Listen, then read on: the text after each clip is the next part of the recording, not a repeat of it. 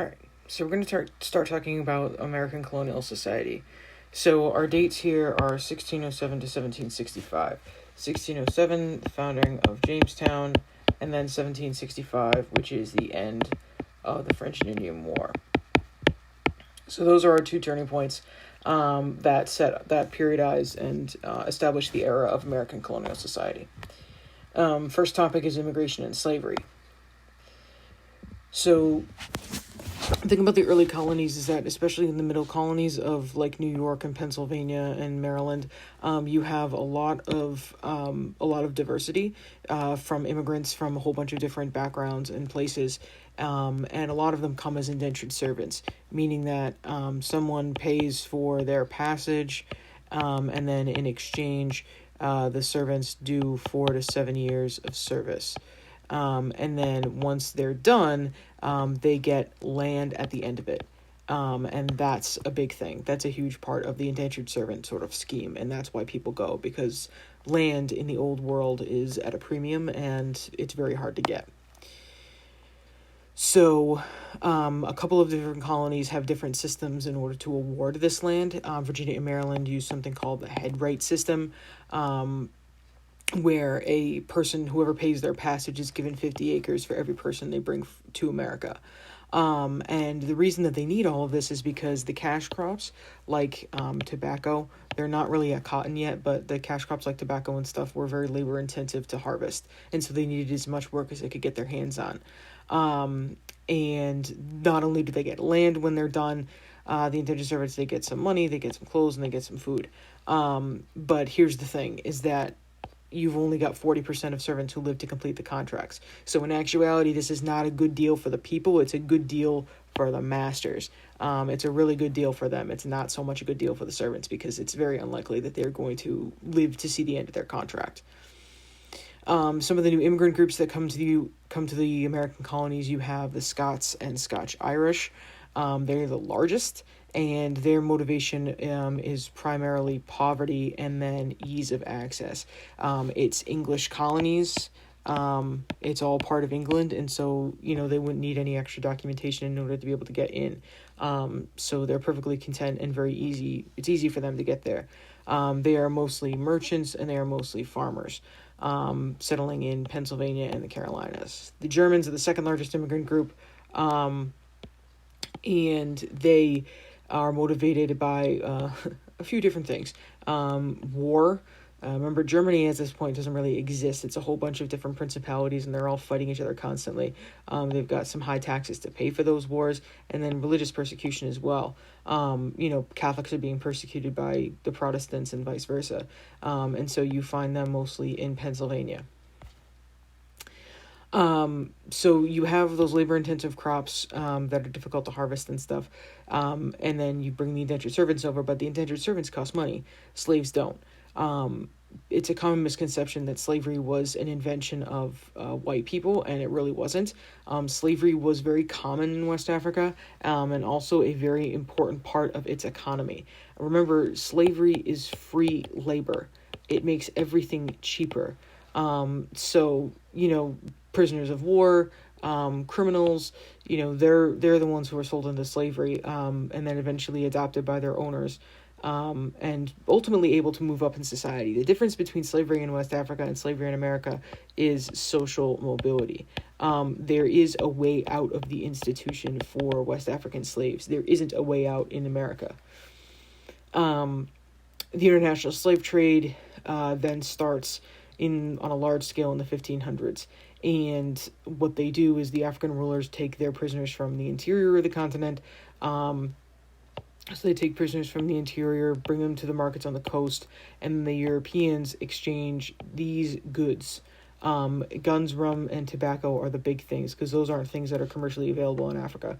And so they exchange those goods for the captives, and that so begins the international slave trade. Slave labor, tobacco, rice, and indigo are all very labor-intensive crops to harvest. Tobacco is fragile. It can only be harvested by hand. So even when mechanization starts to come on the scene in the early 1800s, you still have to harvest it by hand because it's too fragile for the clumsy machines that are available at the time. So what people would do is they would purchase slaves from the African merchants.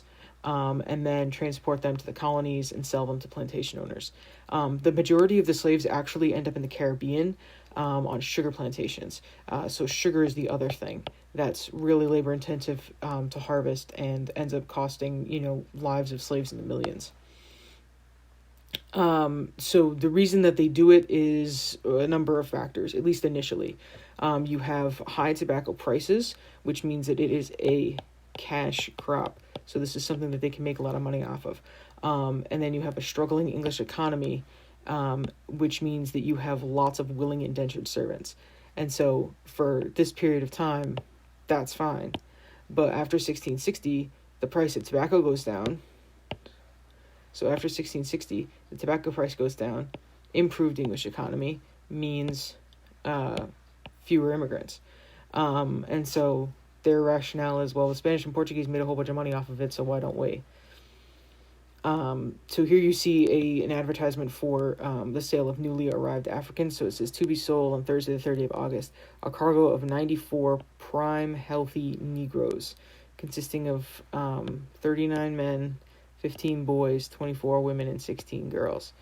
And so it's an advertisement that they would have taken out in the paper.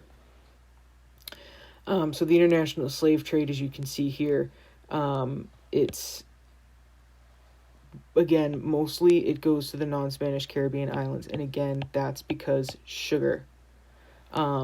Sugar is a massively labor-intensive crop to harvest, and so that's the one where they need the most labor for.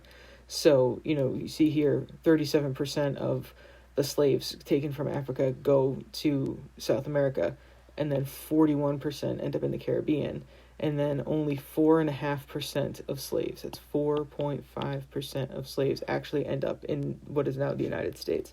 So it's an incredibly small percentage. The rest of it goes into the Caribbean and South America for the sugar plantations. So, that's the balance of the international slave trade. A very small percentage of them actually ended up in America. So from the slave trade comes the triangular trade.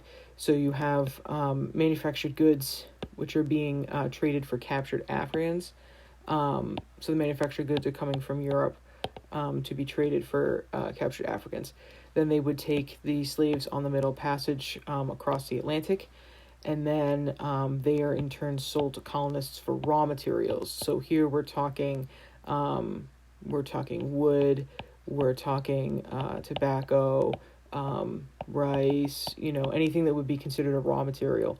And then they would take the raw materials. Raw materials go to England to be turned into manufactured goods, and then that brings us back here to selling them for slaves. So you've got raw materials. Oops, that's not a good circle.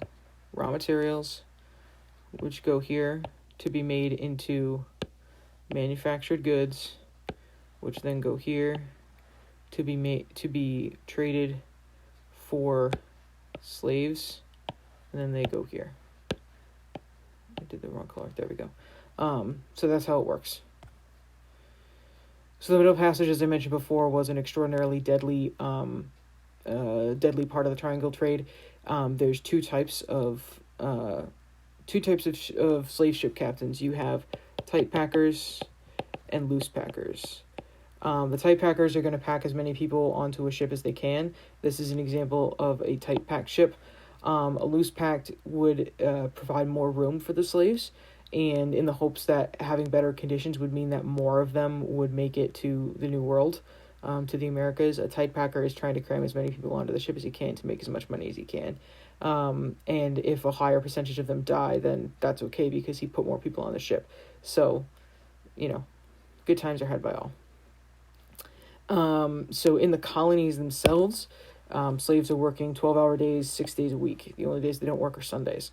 And so you see here what's called, this is called a chain gang, and this is how they would have transported slaves, or how owners and overseers would have walked slaves from one place to another.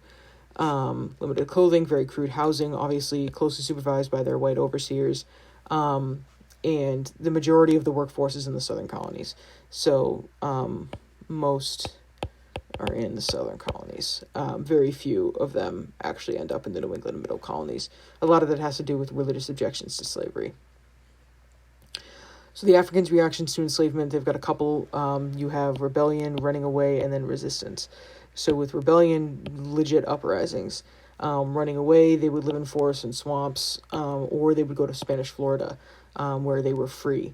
And the other things they would do is they would work very slowly. They would work slowly, or they would fake an illness in order to sort of passively resist their enslavement. Freed slaves, some of them spoke out against slavery. A key guy is Olaudah Equiano, who you guys are going to read his slave narratives. And he's extraordinarily significant simply because of his literacy and then also his autobiography. So you get a few of them who write autobiographies about their time in slavery. So the thing about enslaved Africans is that they end up contributing to a new American culture, sort of a subculture. They would modify African instruments and music to create new stuff. And then Phyllis Wheatley, who there's a statue of her in Boston actually, became the first African American poet to publish a book of poems in America. So she's kind of a big deal. And that's all we got.